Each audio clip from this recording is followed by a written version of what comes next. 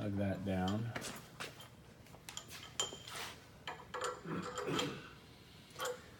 Okay, and because I have my mark here, I know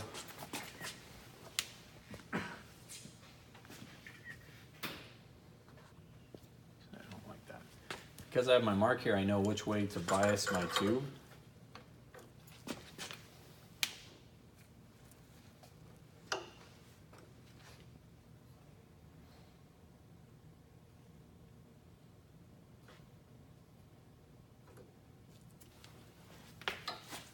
And I'm using that as kind of my guide.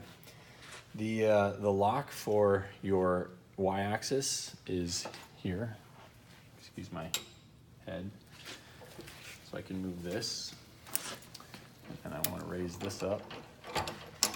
You want to get the machine as close to the cutter as possible before, or what you're cutting as close to the cutter as possible, just to decrease any lack of rigidity when the quill comes out. So it's just kind of machining 101 type stuff.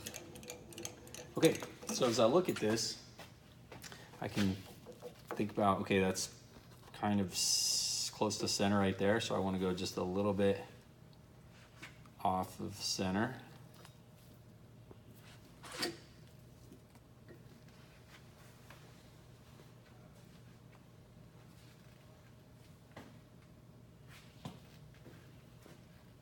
Yeah, I think I'm good.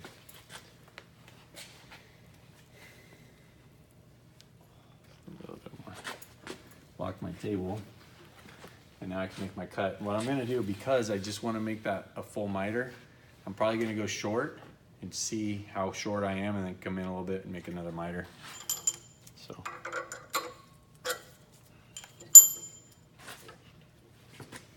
Okay, this one, it's set up normal. So what I mean by that is if you turn the ball, if you pull the ball towards you, it's gonna turn it the right direction. So I pull the ball towards me. It's turning the right direction. Advance the hole saw. Again, if I can safely hold the tube that's being mitered, I'll do that just for the textile feel of it. If something moves, I can feel it.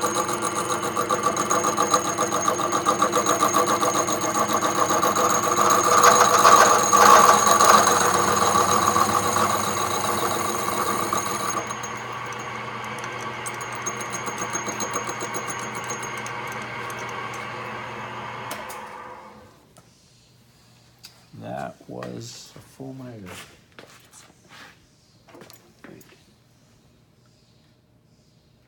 Oh, maybe. It'll go just a hair more. It was technically a full miter and then it got the inside radius, but I wanted to get the outside too, so I'm gonna go just a little bit more.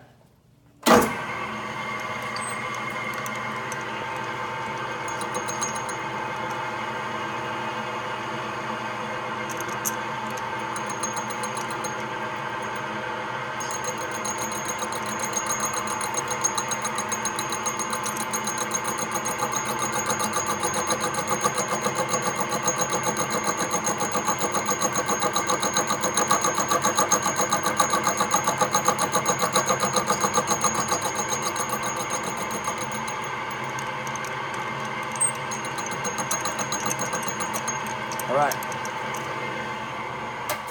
so I feel pretty good about that. Pull this out. Okay, so just to make sure that, yeah, it's good. Just to make sure that I have, was there a question? Just to make sure that I have a mirror image, what I'm gonna do is I'm gonna take that cut and I'm gonna find the acute representation on the other side, right? So I'm gonna take this and mark it across. Sometimes you can use the burr to do it for you.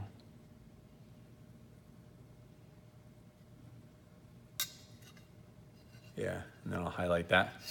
And then what I'm gonna do is I'm gonna flip the machine. So right now it's at 9 positive. 9 negative. And then I'm gonna go 9 negative or 9 acute. And the reason why is because I have a bias here, right? If I just put this one in and do the same cut, this isn't gonna be the same, it's not like I can just flip it over, particularly because I have a dimple. If I didn't have a dimple, I could do that. I could put this in here and it could be on each side. If you've got any kind of non-symmetry thing like an S-bend or a single bend or a dimple, you have to do it this way, right? So I'm gonna mark the acute, flip this 9 degrees acute, and then come in and make the same cut off of that mark acute. Oh, that's cute. Does that make sense? The other way you could do this is take your bias and move your bias, but I don't have any way to measure the bias, whereas this angle I do. Does that make sense? Okay. Does anybody have any questions with setting up your miter angle, rough cutting, and or prepping for the miter? Okay. We're here to answer any questions. If you guys want to watch me do this, it's going to be an acute cut, but you're welcome to do so. Otherwise, you guys can get back to work. Thank you. If there's no questions. You chose this machine over this one just because it has the vise? Yeah, it has this vise and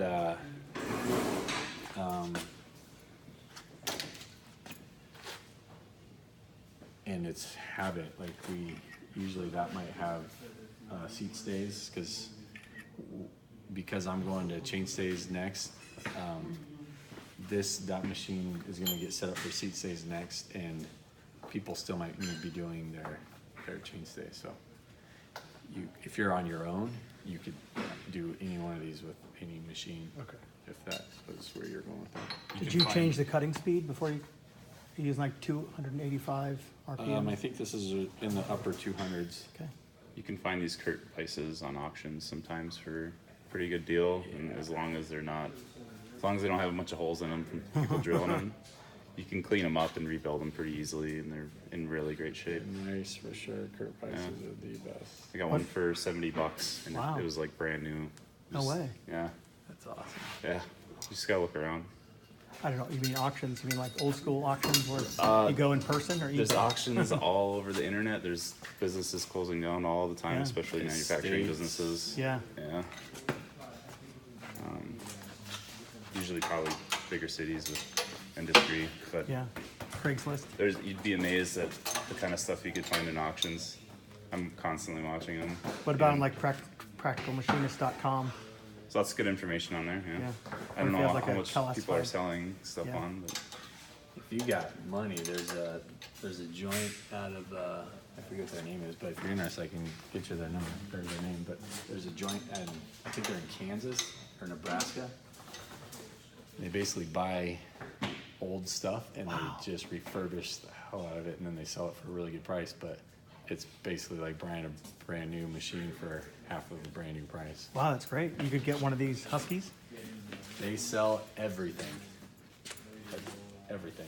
Yeah, I definitely want to know that place. Okay, I'll get there. I forget what they're called. I get emails from them like, we've got a sale. And every time I look, I'm like, oh my God, that's a beautiful machine, but I can't. I wish I had $2,000 to drop. Exactly. So you might yeah. score this $6,000 Husky or for like whatever. $2,000. No. Less. This Husky, yeah, I wouldn't buy this. You should be able to find this Husky even in our area. Like the West Coast is not the best coast as far as finding cheap machinery because it's all made on the East Coast, and then you got to get it shipped here, and anything heavy is expensive. It's gonna cost, yeah. But even here, this machine should be less than $1,000. You should be able to find. Otherwise, You can do a somebody's lot with it. overcharging You you. can do anything you want. Do you think you'd be changing the speeds a lot? The spindle speed? We haven't changed the speed in here since That's I've what I been want to here. hear. Unless you're fabricating different stuff. Yep. I mean, I don't see why you would need to. Yeah, good.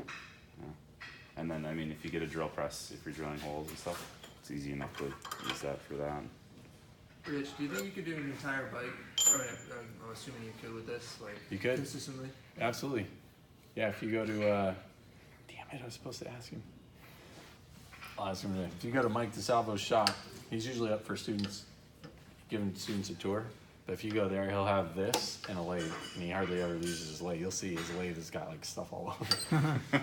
Or unless he cleaned it. But Where is the salvo? he is literally 2 blocks that way. Oh, Yeah.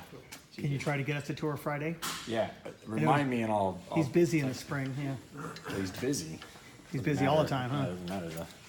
He's one Spring's of the, crazy though. He's one of So, the guys so that, is he making similar frames all year round, or is he making like fat bike frames in winter? no, similar all year round. Okay.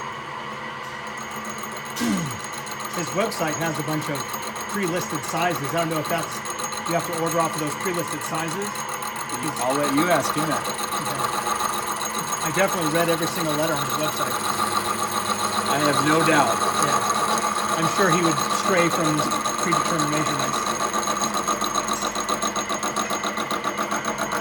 He offers two different options. He offers a complete custom, Yeah, or if you don't need a complete custom and you want to save some money, yeah.